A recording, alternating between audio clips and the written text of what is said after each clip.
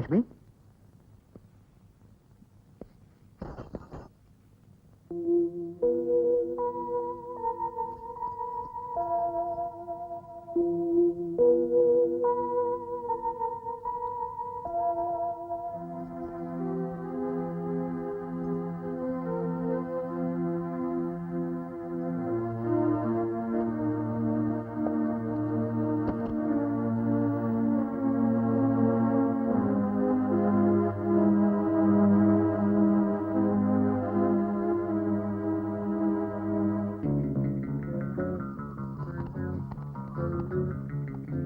என் சாவுக்கு காரணம் லவ்.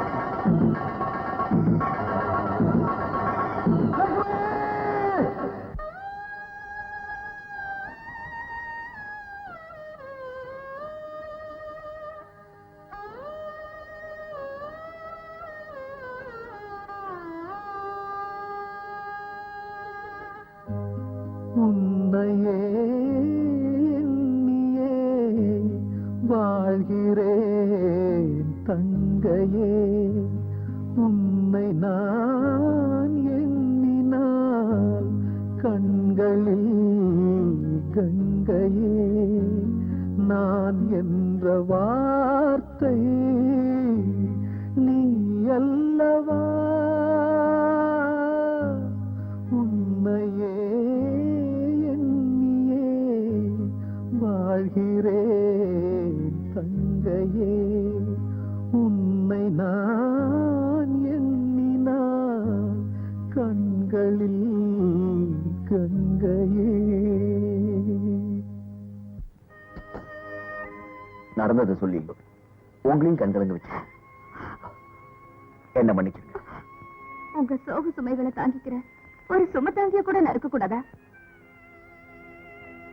நீங்க தப்பா நினைக்க கூடாது. உங்க தங்கச்சிக்கு யாராவது பாய் ஃப்ரெண்ட்ஸ் இருக்காங்களா? என் தங்கச்சிக்கு எல்லாமே நான் தான். பொதுவா அவ உள்ள இருந்தா வீட்டுல, வெளியே போனா கோவில்ல. அதுதான் அவ வாழ்க்கை. இல்ல, என் சாவுக்கு காரணம் லவ் தான் எழுதிருக்காங்களே, அதனால்தான் கேட்டேன்.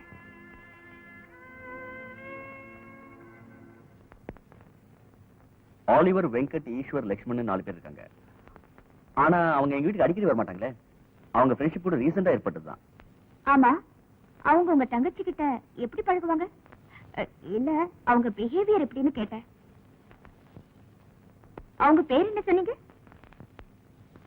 ஆலிவர், ஈஸ்வர், வெங்கட், லட்சுமண்.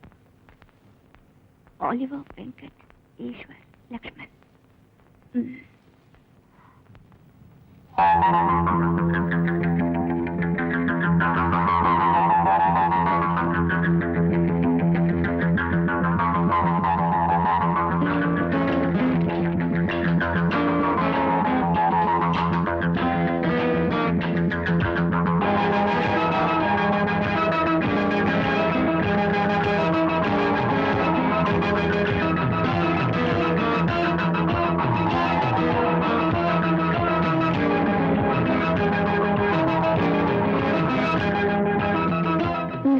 இது பாருங்க.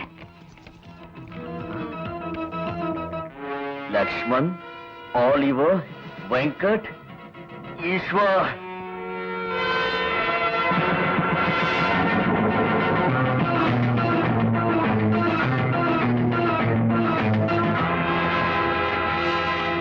You bloody bastard! Cheers!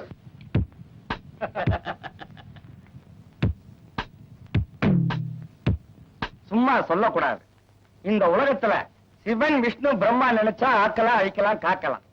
அதே மாதிரி இன்னைக்கு சமுதாயத்துல நீங்க 3 பேர் நினைச்சா எதை வேணும்னாலும் செய்யலாம். என்ன ஒரு வித்தியாசம்னா, கடவுளுங்க கை நீட்டி வாங்கறது இல்ல, நீங்க வாங்காம எதையும் செய்யறது இல்ல. டாக்டர், பொருத்தமா பொய் சர்டிபிகேட் கொடுத்ததுக்கு நாங்க உங்ககிட்ட பேசினபடி 10,000 ரூபாய். இன்ஸ்பெக்டர், ராஜாவை கைது பண்ணி எங்களை தப்பிக்க வச்சதுக்கு உங்களுக்கு ரூபாய் 10,000. தேங்க்ஸ் வக்கீல் சார். திறமையா வாதாடி அந்த ராஜாவுக்கு தூக்கு தண்டனை வாங்கி கொடுத்ததுக்கு உங்களுக்கு 10,000 கேஷ். தேங்க்ஸ். அது கிடக்கட்டும், எப்படி நிரபராதி எல்லாம் குற்றவாளி ஆக்குறீங்க? எந்த ஒரு வழக்கிலையும் சாட்சியங்களையும் ஆதாரங்களையும் சரியா அமைச்சு கொடுத்துட்டா யாரா இருந்தாலும் தண்டனையை அனுபவிச்சு ஆகணும். உங்களுக்கு அப்படித்தானோ? இதானே வேணாங்கிறது. அது போகட்டும், லதாவோட பாடிய அவ்வளவு கரெக்டா ராஜாவுக்கே தெரியாம அவ வீட்டுல எப்படி வச்சீங்க? சார், எனக்கும் லதாங்கிற பொண்ணுக்கும் ஏற்கனவே கொஞ்சம் பழக்கம் இருந்துச்சா? நான் அவகிட்ட கொஞ்சம் பேசிக்கிட்டு இருப்பேனா, உடனே என்ன குழந்தைன்ட்டா. எனக்கு ஓவரா கோபம் வந்துச்சு. நான் ஆம்பளை நிரூபிக்கிறதுக்காக அவ வயத்துல ஒரு குழந்தைய கொடுத்தேன். இத போய் பெரிய தப்பா எடுத்துக்கிட்டு கல்யாணம் வரைக்கும் வந்துட்டா. சரி, இது தேராது, இவ்வளவு ஒரு வழி பண்ணணும்னு நாங்க 4 பேரும் முடிவு பண்ணோம். அப்பத்தான் எங்களை அவமானப்படுத்தின அந்த ராஜா ஞாபகம் வந்துச்சு. லதாவை கூட்டிக்கிட்டு நான் அவன் வீட்டுக்கே போனேன்.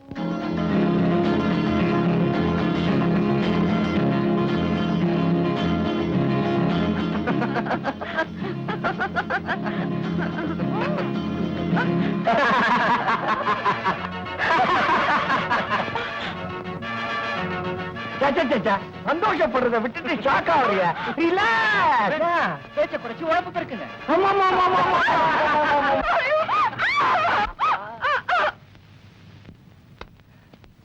லதா, நாங்க 4 பேரும் உங்ககிட்ட ரொம்ப முரட்டத்தனமா நடந்துக்கிட்டோம்.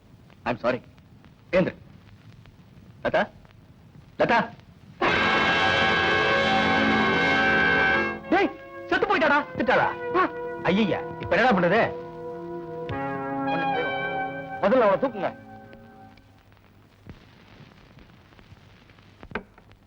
அதுக்கப்புறம் தான் பாடியை ஒளிச்சு வச்சுட்டு அவருக்கு போன் பண்ணோம். இன்ஸ்பெக்டர் வந்தாரு, பிடிச்சாரு. மீதி எல்லாம் தான் உங்களுக்கு தெரியுமே. நான் என்னமோ நினைச்சேன், நீங்க பெரிய ஆள் தான்ப்பா. அவனோட தங்கச்சியை நாங்க விட்டு வைக்கலையே. அவன் அன்னைக்கு தூக்குல இருந்து தப்பிச்சுட்டான்னு தெரிஞ்ச உடனே அவன் வீட்டுக்கு நாங்க போயிட்டோம். அன்னைக்கு எங்க 4 பேரோட பசிக்கு அவ இறையானா, ஆனா அந்த அவமானம் தாங்காம பாவம் நெருப்போட பசிக்கு தன்னையே இரையாக்கிக்கிட்டா.